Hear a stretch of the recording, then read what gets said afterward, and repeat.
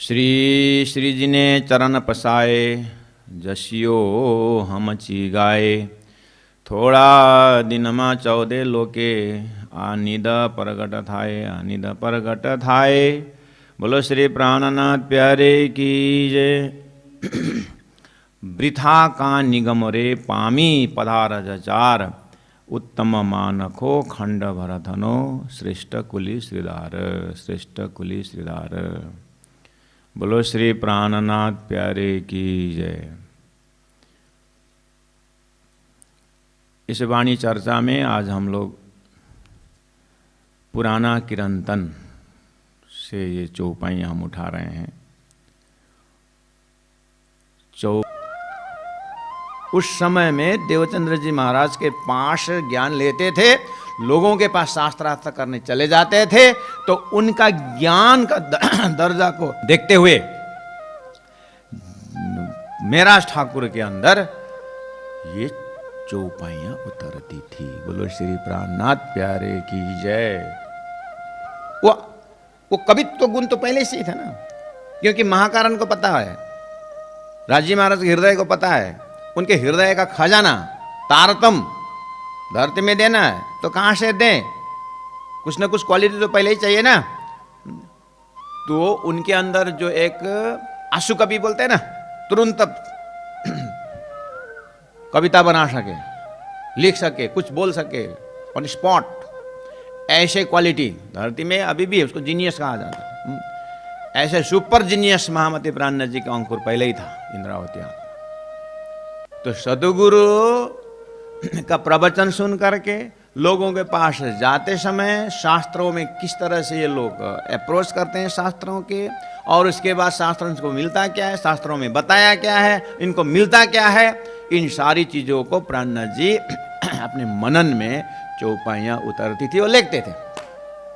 जैसे हमारे में भी कोई कवि सम्मेलन होता है तो लोग कवि सम्मेलन में तो बाद में उनका कवि परिचय होता है, लेकिन वो अंक उनको घर से ही होता है, तो कभी कभी निकालते हैं अपने कवि सम्मेलन में। जब मैं छोटा था विद्यार्थी जीवन में, तब भी मैंने कविता लिखा था, कृपया आप अगर समय हो तो हम पाठ करें करके बोलता है कि नहीं बोलता है।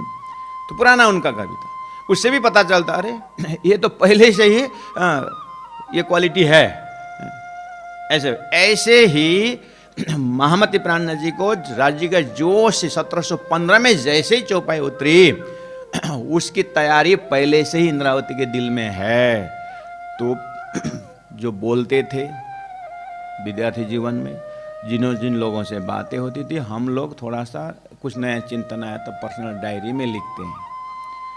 ऐसे ही महामती प्राणनाथ जी इंद्रावती की आत्मा के अंदर से चौपाइयाँ निकलती थी, वो लिख के रखते थे, और उसी का ही पुराना किरंतन वो चौपाइयाँ कलेक्शन करके रखा हुआ।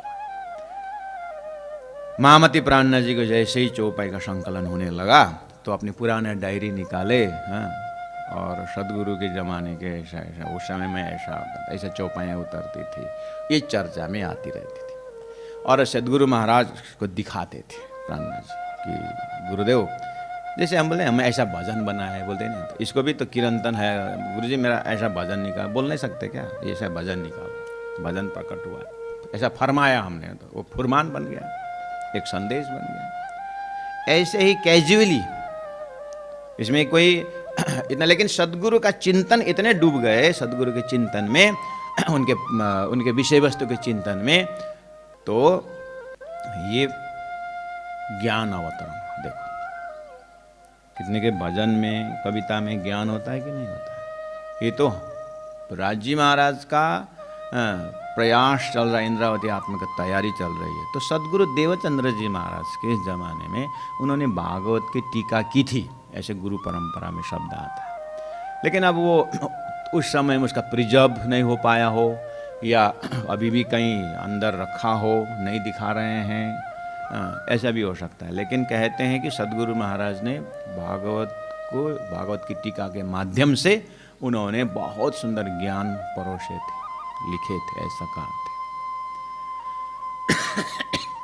अब तो वो ग्रंथ, वो सदगुरु ने जो लिखा था, उन्होंने जो लिखे वो बोले भी तो है ना, सदगुरु ने जो लिखे होंगे बोले, या वो जो बोले उन्होंने लिखे। और उनके 313 में वो ज्ञान तो तदोगत आया ना, उनका ज्ञान आया कि नहीं आया? तो अब हुआ क्या? अब वो ग्रंथ भले ही ना मिले, उन्होंने लिखी हुई जो टीका है वो भले ही ना मिले, लेकिन साक्षात श्रोताओं में इंद्रावती आत्मा महामती प्राणनाथ जी जैसे व्यक्तित्व तो सामने में थे ना, है? तो उनका ही ज्ञान सदगुरु के माध्यम से निकली हुई जो ज्ञान है, अक्षरातीत ने दिया हुआ परसा हुआ ज्ञान, सदगुरु के जमाने में किस तरह से वो ज्ञान परोसा जाता था, है? ये पुराना किरंतन है। तो तत्कालीन समय में सदगुरु का सब विषय वस्तु धीरे धीरे करके पुराना किरंतन में आता है। प्राणनाथ जी महाप्रभु के अंतरात्मा से, उनके अंतस्करण से प्रिजर्व हुआ ज्ञान है। तो तत्कालीन समय में जो उन्होंने वो ज्ञान को समेट के रखे, अपने शब्दों में रखा, बस जब बाद में जोश में वाणी उतरने लगी, अरे अरे अरे अरे अरे वो भी है पुराना, मेरा पुराना निकालो ना, वो भी मोमिनो लेके चलते थे। जैसे ही ये जो जिल बांधने का समय आया तो ये रख दिया। तो मजा आया कि नहीं आया? सदगुरु की साहित्य भी इसी में है, इसीलिए पुराना किरंतन। एक दूसरा पुराना किरंतन, पुराने या पुराना किरंतन मतलब पुराण में क्या है? वेद, भागवत, उपनिषद और पुराण, 18 पुराण में अंतिम लास्ट महत्वपूर्ण पुराण का सार श्रीमद् भागवत महापुराण, और श्रीमद् भागवत के भी 9 स्कंद तक 17 पुराणों की रिपीटेशन है, और खास भागवत तो 10वें स्कंद है। तो सदगुरु देवचंद्र जी महाराज के अपने समय के मंथन में, जैसे सुखदेव महाराज या वेद व्यास जी ने, सुखदेव महाराज ने जो भागवत दिए हैं, वो तो उनको भी हृदय में मुझे 10वें स्कंद श्री कृष्ण लीला में पहुंचना है, लेकिन अन्य अवतारों को लोकेशन बताए बिना कृष्ण अवतार का महिमा नहीं होती, अन्य लीलाओं को समझाए बिना रासलीला ब्रज लीला की महत्व नहीं होती। इसलिए 9 स्कंद तक मेहनत करके अंतिम में ब्रजराज तक पहुंचाने, ये भागवत की व्यवस्था है। अक्षरातीत श्रीराज जी महाराज की व्यवस्था में ही ये है। अब क्या हुआ? अच्छा, तो पुराणों का सार सदगुरु महाराज बताया करते थे। और पुराण में क्या है? अब पुराण में क्या है? अब जा करके फिर 17 पुराण पढ़ो, फिर श्रीमद् भागवत का पुराण पढ़ो। अब 18,000 वाणी तो ऐसी वाणी है जिसमें कुछ छूटना नहीं चाहिए। इसीलिए पुराना किरंतन से आप ध्यान से, धीरे से इन चौपाइयों को चिंतन करते हैं तो शास्त्रों का सार, उपनिषद का सार, पुराण का सार सब इसमें मिलता है। इसलिए पुराने किरंतन, पुराना किरंतन पुराणों का सार रखा हुआ। वृथा का निगमोरे पामी पदार्थ चार। जैसे ही चौपाइयाँ शुरू हुई तो अब तो जाने समझी बात है, हर कोई जानते हैं। फिर भी अब पुराण पढ़ना तो है नहीं, फुर्सत है क्या? चलो फिर उमरकोट एक बार वहां से आएंगे, फिर जामनगर पहुंचेंगे, फिर 14 वर्ष भागवत समय। इतना समय है तो हम भी साथ देंगे आपको। अगर नहीं है फुर्सत तो फिर रिले रेस है, जहां संतों ने पहुंचाए वहां से आगे बढ़ो फिर। तो अब उधर जाना नहीं है तो फिर चलो तारतम वाणी से ही शास्त्र को भी देखते हैं। ऐसा अगर इच्छा होती है तो पुराना किरंतन खोलो और चिंतन शुरू करो। क्या बोलते हैं? वृथा का निगमोरे पामी पदार्थ चार। इसका मतलब सदगुरु देवचंद्र जी महाराज, हे परम धाम से आए ब्रह्मात्माओ, इतना सुंदर मनुष्य शरीर मिला हुआ है, 4 पदार्थ मिला हुआ है, उसको ऐसे ही वृथा निगमो बिता रहे हो, खराब कर रहे हो। इस तरह से सदगुरु महाराज समझाना शुरू करते हैं। और बोले पामी पदार्थ चार, चार पदार्थ। सदगुरु देवचंद्र जी महाराज अपने जमाने में 40 वर्ष तक चार पदार्थ के कान सुनते सुनते सुनते सुनते कान फट गया, जैसे आप लोगों को फट गया। कब से सुने हैं चार पदार्थ? टीवी के माध्यम से, प्रवचनों के माध्यम से सुनते चार पदार्थ। तो शास्त्रों में चार पदार्थ दिया हुआ है। और गौरी में गाते हैं नाम मल्लाउर धारो, साधु भाई नाम मल्लाउर धारो, चार पदार्थ पाया मोलक सोबरी था नहीं हारो। तो वहां भी तो चार पदार्थ। तो शास्त्रों में चार पदार्थ दिया हुआ प्राण जी सुनते, सदगुरु देवचंद्र जी महाराज सुनते सुनते आए।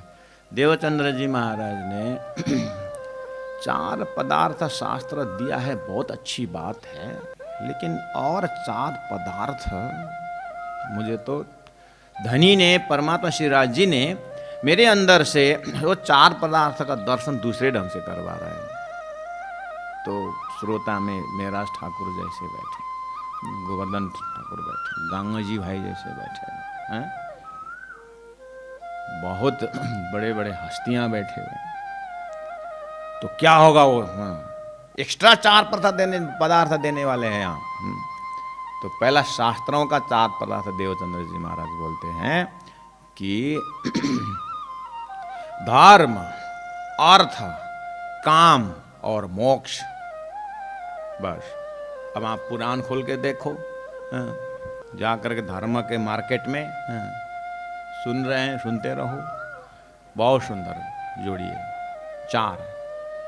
इसको भी समझना है। धर्म, अर्थ, काम, मोक्ष। मेरा डेमोन्स्ट्रेशन देखो यहाँ पर। धर्म, अर्थ एक जोड़ी, काम, मोक्ष दो जोड़ी। उपदेश क्या दिया शास्त्रों ने? अर्थ कमा लो, अर्थ धन संपत्ति कमा लो, जरूरी है, लेकिन धर्म युक्त कमाओ, अधर्म से न, अनीति से न कमाओ। नीति में रह करके धर्म को, धर्म में रह करके धन को कमाओ। धर्म, अर्थ और काम और मोक्ष। काम मतलब चाहना, इच्छा, यू शुड हैव डिजायर, इच्छा होनी चाहिए। लेकिन इच्छा को कहां तक विस्तार करोगे? मोक्ष, मोक्ष की कामना रखो। इतने चार शब्दों के आधार पर ओहो, इतनी ठेली किताबें लिखी गई कि अब अर्थ कैसे कमाना का चाहिए, धर्म किसे कहते हैं, बस अब, और काम, इच्छा, और मोक्ष चीज क्या है, अब इसके ऊपर किताबें। आप जो भी किताबें पढ़ो, है तो यही चार पदार्थ जो मिला है मनुष्य को।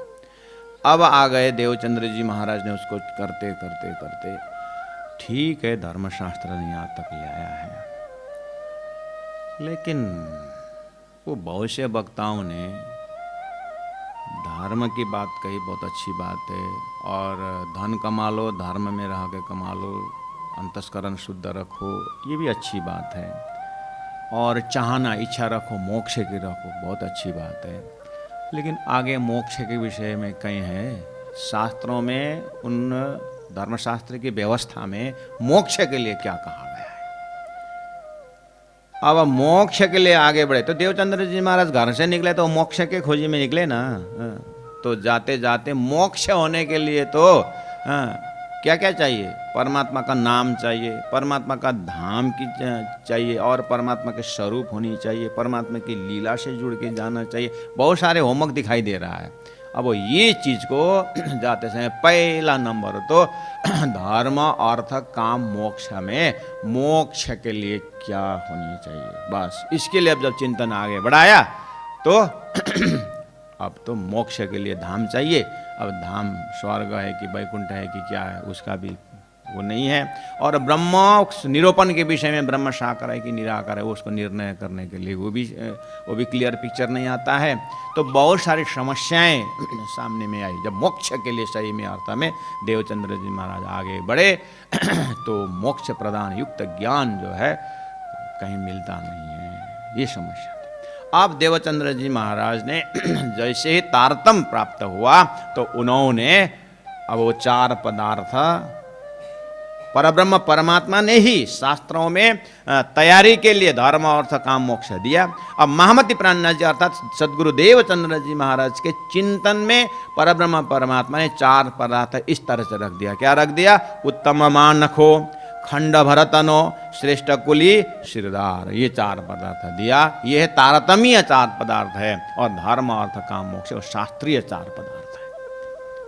इसको पूरा क्लियर करके यहीं से पुराना कीर्तन का इसी जगह से आप पकड़ सकते हैं कि अब देवचंद्र जी महाराज की जो है प्रस्तुति जो है वेयर द शास्त्र एंड्स तारतम बिगिन्स, जहाँ से शास्त्र खत्म होता है वहाँ से तारतम शुरू होता है। ये तारतम का विषय वस्तु ही अलग है। संपूर्ण धर्म का सार तारतम में, अब आगे जाकर के तारतम शुरू करते हैं। तो बोलते हैं कि उत्तम मान हो, चार पदार्थ में मनुष्य शरीर मोक्ष प्रदान के विषय में मनुष्य शरीर एक ऐसा पदार्थ है जिससे मोक्ष प्राप्त हो सकता है। दूसरा, मनुष्य शरीर तो प्राप्त होगा लेकिन भरत खंड, अब ये भरत खंड में भी अलग अलग विचार है, अलग अलग एरिया। भरत खंड कितना है, इसके लिए भी तारतम्य भरत खंड प्रयोग करना पड़ेगा। शास्त्रीय भरतखंड प्रयोग करोगे तो मजा नहीं आएगा। ये परब्रह्म परमात्मा ने सृष्टि रची, वहां से देखना पड़ेगा भरतखंड। तो शॉर्टकट में मैं खत्म कर देता हूं भरतखंड। आज का जो वर्ल्ड मैप है, आज का जो वर्ल्ड मैप है, ये लगभग सभी कवर होता है भरतखंड में। अरे भाई 50 करोड़ योजन है, उसमें जम्बो द्वीप में 9 खंड, और जम्बो द्वीप 50 करोड़ लंबाई चौड़ाई वाले में 7 समुद्र और 7 द्वीप में कहाँ तक इसकी एरिया है। तो मोक्ष प्रदान जो जगह है वो भरतखंड जो है, तारतम्य भरतखंड ये जम्बो द्वीप के एरिया में। मैं आपको और सिंपल ढंग से बता दूं, जो भरतखंड बोले इंडिया, ये भारत करके जो आप आज दिमाग में इंडिया मैप लेते हैं ना, उतना तारतम का भरतखंड नहीं है। बस सिंपल सी बात है। और नैमिषारण्य क्षेत्र, कुरुक्षेत्र, वहाँ जा कर के आप साधु संतों के जमात को देखते हैं, हाँ ये एकदम, तो शास्त्रकारों ने, संतों ने उस एरिया को पवित्र माना है, वो ठीक है, वो तारतम इग्नोर नहीं करता है, उसको महत्व है। लेकिन प्राणनाथ जी का जो मतलब तारतम का जो चिंतन है, सदगुरु का जो चिंतन है, या परब्रह्म परमात्मा जो भरतखंड बोल रहे हैं, ये आज का संपूर्ण सृष्टि, आज संपूर्ण जो वर्ल्ड मैप है वही भरतखंड में है। इतना बड़ा है भरतखंड। क्यों भाई? ये एक पक्षीय ज्ञान नहीं है ना, ये है तुम्हारा ऋषि महर्षि ही जन्म लिया, वही महत्वपूर्ण, ऐसा थोड़ी है। परब्रह्म के दृष्टि में तो पैगंबर भी परमात्मा के संदेश लेके आए। तो पैगंबर जो प्रकट हुए जहां जहां, ईसा, दाऊद, इब्राहिम, मोहम्मद, 1.25 लाख पैगंबर, इधर 88,000 ऋषि महर्षि, उधर 1.25 लाख पैगंबर, ये जो धरती में आए अपने अपने जमाने में संदेश लेकर के, वो कौन सी भूमि में आए? वो भी तो परमात्मा का संदेश लेने आए, और वो भी तो परमात्मा के, तो क्या पुण्य भूमि नहीं है? लिया इतने एरिया लेकर के भरत मंडप, तारतम का भरत बहुत बड़ा है। हाँ, भरतखंड इसलिए लिया है कि वो नाम चला हुआ है, लेकिन समझ का जो भरतखंड है वो सब पुण्य भूमि भरतखंड है। इतना बार जहां जहां पैगंबर आए, जहां जहां मैसेंजर आए, जिन्होंने बाइबल दिया, जिन्होंने कुरान पुराण जो दिया, सब धर्म से कलाम अल्लाह या हदीस शास्त्र पुराण या वेद, यीशु का मोमिन ले वही हक रसना का भेद। कलाम अल्लाह कुरान कहां आया? वो पवित्र भूमि में नहीं आया। अरे भाई, आमने सामने के लोगों को देख करके उसका जेलसी खंड में के स्थान में क्यों डाल रहे हो? महाकारण से देखो। इसलिए प्राणनाथ जी का भरत खंड बड़ा है, और प्राणनाथ जी का भरत खंड पचाने के लिए छाती भी बड़ा होना चाहिए। वो बंदर की जैसी इतनी ललाट की जैसी एरिया नहीं होता है, भरत खंड बड़ा है भाई। इसलिए सर्वे भवन्तु सुखिनः, ऋषियों का मुनियों सर्वे में कितना आता है उनका सर्वे में? हम तो, हमारे तो थोड़ी है ऋषियों का आज का जैसे सर्वे भवन्तु सुखिनः। अरे हाथ भी फैला नहीं सकते हो, क्या खर्चा लगता है? बोलो ना सर्वे भवन्तु, बोलो ना, क्या फर्क पड़ता है? लेकिन उतना भी नहीं होता, क्योंकि दिल छोटा है, तो सर्वे भवन्तु सुखिनः अपना हाथ भी नहीं फैलता है। प्राणनाथ जी ने बोले सुख शीतल करो संसार। प्राणनाथ जी का सुख शीतल संसार कितना बड़ा है? जब तुम्हें भरत खंड में छोटा कर दिया तो तुम्हारा सुख शीतल करो संसार भी छोटा होता है। जब विश्व ब्रह्मांड को मुक्ति देने वाला व्यक्तित्व महामती प्राणनाथ जी की वाणी पढ़ रहे हो और भरत खंड छोटा कर रहे हो। प्राणनाथ जी के भरत खंड में तो पैगंबर भी आ जाते हैं, मैसेंजर भी आ जाते हैं, ऋषि महर्षि सब आ जाते हैं। इसलिए जहां जहां महापुरुष पैदा हुए और अपने जमाने में जो भी संदेश दिया, सब भरत खंड है। तो क्या इसका मतलब आप स्वर्ग कवर नहीं करोगे? स्वर्ग को थोड़ी मैं जबरदस्ती बोल रहा हूं, धरती के ऊपर की बात कर रहा हूं। स्वर्ग लेके क्यों मुझे चिढ़ा रहे हो? वैकुंठ तो बोलते जाओ, फिर मैं तुमसे ज्यादा ही बोलता हूं। ज्योति स्वरूप डालो, अक्षर है, महातत्व, इच्छा शक्ति, नारायण। अब बोलो आगे क्या आता है? दो चार नाम आया था, स्वर्ग वैकुंठ प्राणनाथ जी के ऊपर डाल रहे हो। वो कंपैरिजन नहीं किया है। ऐसा तो फिर तुम क्यों ऊपर जाते? नीचे भी जाओ, अतल बितल सुतल, वहां क्यों नहीं लेते हो? बस भरत खंड जो मरते लोग के ऊपर जो तुम्हारा दिमाग में, उसको फैलाओ, बस इतना ही कहना है। प्राणनाथ जी अवतार धारण किया तो सतलोक की बात कर रहे हैं। अवतार धारण किया बोलते बोल रहे हैं भरत खंड की महिमा, संतों की महिमा गा रहे हैं, तो फिर स्वर्ग की बात तो तुम ही नहीं कर रहे हो। तो प्राणनाथ जी ने जो अवतार धारण करके मरते लोग के जो ऊपर आए, वो मरते लोग के चौड़ाइयां जो है बढ़ा ले रहे हैं। जहां संत महंत पैगंबर आए उसकी बात बोल रहे हैं, खाली ऋषि महर्षि की बात नहीं कर रहे हैं। इसलिए भरत खंड बड़ा कर रहे हैं हमें।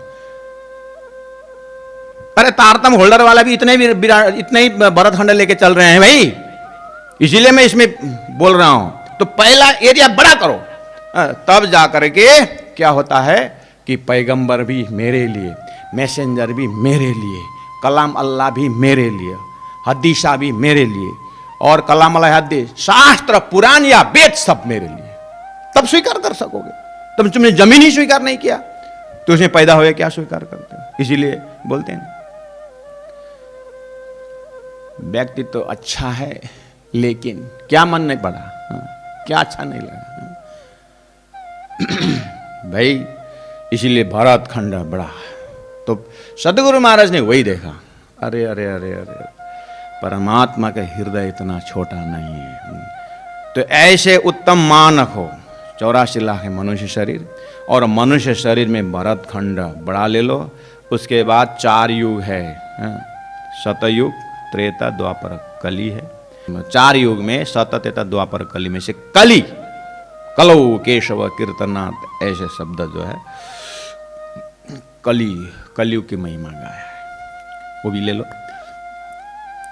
अब आपने ये प्रवचन या चिंतन को श्रवण करके मेरे से आप ज़्यादा मेरे से भी ज़्यादा जानते हैं। क्यों? अब आपने सत्ययुग के विषय में इतनी किताबें लिखी है, त्रेता के लिए लिखी है, कलयुग तो क्या है, आपको तो छोटा है, इतनी बड़ी बड़ी किताबें पढ़े हुए हैं। मेरा कहने का मतलब है, आप मनुष्य शरीर की महिमा महामती प्राणनाथ जी ने यहाँ गाए हैं। उससे पहले ही ऋषि महर्षियों ने वही शास्त्र, वही वेद, सदगुरु महाराज के साथ साथ सदगुरु महाराज से पहले भी पढ़ने वाले कितने ज्ञानी मुनिजन हो गए सदगुरु से पहले। तो वो कहाँ से उन्होंने मनुष्य शरीर का महत्व समझे और जीवन को धन्य बनाने के लिए त्यागी, सन्यासी, तपस्वी हो गए सदगुरु से पहले। वही शास्त्र को मनुष्य शरीर का कीमत गाया वो देख करके तो हुए। तो कौन सी नया चीज है वो? और भरत खंड जो है, ठीक है, ऋषि महर्षि के करके लिए हैं, वो उनके दिमाग में, लेकिन प्राणनाथ सदगुरु ने उसके ऊपर बड़ा सबको समेटने के लिए धनी की आज्ञा से बड़ा भरतखंड मतलब जितनी भी पुण्य भूमि है उसको ले लिया।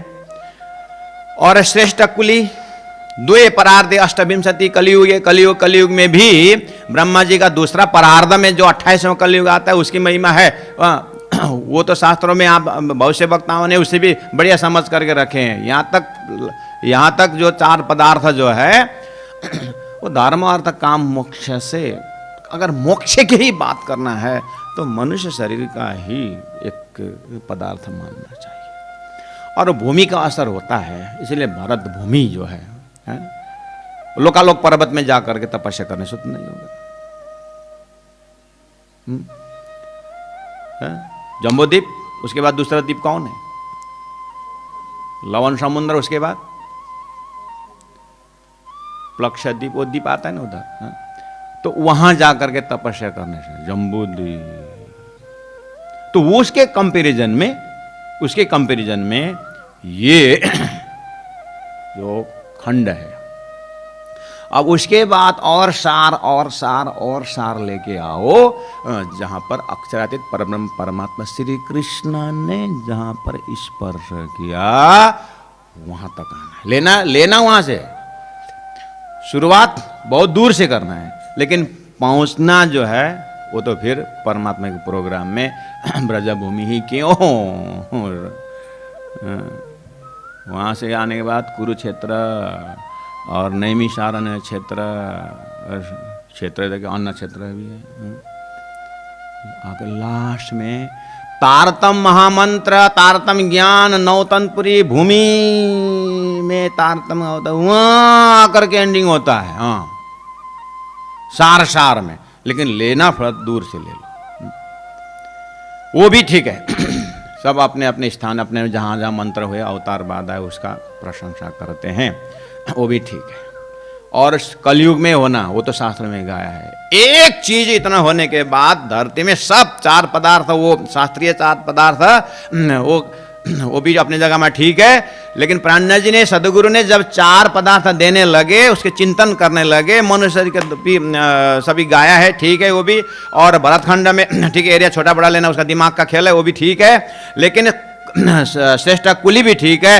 एक चीज मोक्ष के लिए धरती में बाकी था, वो सिरदार गुरु का श्रेष्ठ ज्ञान वो धरती में नहीं था। प्राणनाथ प्यारे की जय। वो है तारतम ज्ञान, तारतम मंत्र, श्रेष्ठ गुरु, सिरदार गुरु। हाँ, बस वो चीज मोक्षदायिनी नहीं हुई थी, वो चीज धरती में नहीं था। अब सदगुरुदेव चंद्र जी महाराज सब बोलते थे, गुरु ब्रह्मा, गुरु विष्णु, गुरुदेव महेश्वर, गुरु साक्षात परम ब्रह्म, तस्मै श्री गुरुवे नमो। सब गुरु गोविंदा दोनों खड़े, कहा के लागो पाए, बलिहारी जाओ गुरु, जो गोविंदा दियो बताए। गुरु कितनी महिमा। और गुरु तो साक्षात परब्रह्म स्वरूप है। धरती में स्लोगन पहले ही आया। बस इसी चीज को चिंतन करते करते वो गुरु जो परब्रह्म स्वरूप, जिसके ये महिमा पहले से गाया गया है, ये सिरदार गुरु, साक्षात परब्रह्म स्वरूप गुरु धरती में कौन है, कहां है, इसकी खोज करो। बस वो चीज बताया।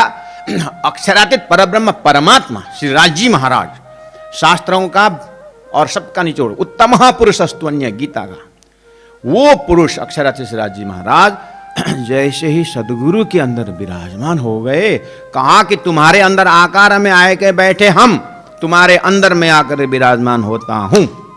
बस अब धरती को वो स्लोगन आकर के पूरा हो गया। अरे गुरु साक्षात परब्रह्म आकर के विराजमान हो गए। ये सिरदार गुरु का ज्ञान जो है, परब्रह्म को पहचान कराने वाला ज्ञान है, ये ज्ञान धरती में नहीं था, इसलिए नया 4 पदार्थ देना पड़ा। नया 4 पदार्थ में सिरदार गुरु का ज्ञान जो है वो है, सेठे तमने सारी सनंदे सोप्यू छे धनसार, अनेक जबेर जतन करी तमे लाभ्या छो आनीवार। बस इस तरह से अब वो सिरदार गुरु का ज्ञान से पुराना किरंतन शुरू होता है। उन पुराणों में धर्म की बात है, अर्थ की बात है, नियम की बात है, और पुराणों में मनुष्य तन की महिमा है, भरतखंड की महिमा है, कलयुग की महिमा है, लेकिन सब महिमा है गुरु ने ही सिखाया है, गुरु ने ही गाया है। लेकिन शास्त्र में ये भी तो है कि बुद्ध अवतार और कल की अवतार कि 28वां कलयुग में तो ब्रह्मा विष्णु महेश को भी पार लगाने वाला ज्ञान आएगा। तो वो ज्ञान कौन लेके आएगा? गुरु तो लेके आएगा। लेकिन गुरु कौन सा गुरु लेके आएगा? वही परब्रह्म परमात्मा ही गुरु रूप में होकर के आए और वो देने वाला ये सिरदार गुरु धरती में वो ज्ञान जो है नहीं था, बस अब आया तारतम्य महामंत्र और तारतम्य ज्ञान, तारतम्य भीजन। वो भीजन परोसने वाला सदगुरु देवचंद्र जी महाराज सिरदार गुरु है। अब उन्होंने ही 34 साल तक मेहनत की, शास्त्रों को सार बताते गए। तो अब बंदेज की अति उत्तम सो घर के निदस हो कही तारतम। उन्होंने 34 साल प्रबंध किया, शास्त्र रखे, वो दिखाया, चमत्कार भी हुआ, आड़ी का लीलाएं हुई, सब कुछ हुआ। लेकिन ये सब व्यवस्था के बीच के अंदर तारतम जो है अक्षरातीत परब्रह्म परमात्मा का धाम स्वरूप, उनकी लीला, ये जो व्याख्या जो है अब उन्होंने अपने जमाने में की। अब उसमें से श्री महामती प्राणनाथ जी, महाराज ठाकुर और परमधाम की इंद्रावती आत्मा, शास्त्रों के हिसाब से वो कल की अवतार स्वरूप महामती प्राणनाथ जी, और कुरान के हिसाब से इमाम मेहदी, ये खजाना वो सामने में बैठ करके जीवन का 25 साल जैसे मनन करते हैं महामती प्राणनाथ जी। तो वो सदगुरु ने परोसा होगा ज्ञान के समय में जो चिंतन था, बस वो जो है अपने पेपर में लिखते गए। वो ज्ञान अब जैसे आप यहाँ पर कल परसों जो 2-4 दिन जब तक मन लगता है परोसा जाएगा। ये पुराना ग्रंथ का एक चौपाई के द्वारा मैंने एक चाबी, एक लोकेशन बताया कि अच्छा अब यहां से आगे वही पुराण का, वही शास्त्रों का ज्ञान तारतम के बीजन से देखा जाएगा। उसके लिए पुराना ग्रंथ का पहले ही चौपाई में सिरदार गुरु का पहले ही परिचय देना पड़ा, मेरे को नहीं पड़ा, जो चौपाई दे रहे हैं उनको पड़ा। जो ज्ञान दे रहे हैं ना राजी अक्षरातीत, तो उन्होंने ही उनकी व्यवस्था में आई कि पहला तो सिरदार गुरु के ज्ञान बिना का ज्ञान, यानी सो तेता ही बोलिया जो गया जहां लो चल अपने अपने मुख से जाहिर करे मजल, अपने उनकी बुद्धि झोर करते वहीं का देते गए, वैकुंठ तो वहीं के तक दे, योग द्वारा जो गए अंदर आत्मा से योग होने का वहीं तक देके गए, सब देते गए, अच्छी बात है, सीढ़ी चढ़ाते गए। अब पूर्ण ब्रह्म परमात्मा जाहिर होने के लिए तो स्वयं आना पड़ेगा। इसलिए अब तारतम जैसे फूल, जैसे दिया भी थोड़ा एरिया उजाला करता है, और पेट्रोल मैक्स आया तो वो भी थोड़ा उजाला करता है, ये ट्यूबलाइट जल्दी थोड़ा उजाला देता ही है। जब सूर्य उदय होता है तो फिर सभी जो है उजाला समाप्त हो जाता है, छोटा छोटा सूर्य उदय होने, तो वो कॉन्सेप्ट दिमाग में गए। ऐसे आप अक्षरातीत परब्रह्म का जो ज्ञान आया, अब इस ज्ञान में शास्त्र का ज्ञान भी है, कुरान, पुराण, वेद, उपनिषद सबका ज्ञान है तारतम्य में। तो ऐसे ज्ञान देने वाला स्वरूप धरती में नहीं था वो सिरदार गुरु।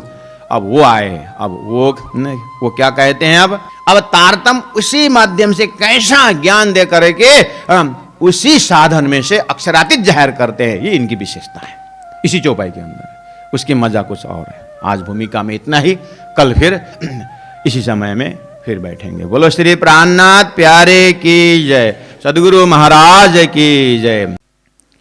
श्री जी ने चरण पसाए, जसियो हम ची गाए, थोड़ा दिनमा 14 लोके आनिद प्रगट थाए। बोलो श्री प्राणनाथ प्यारे की जय।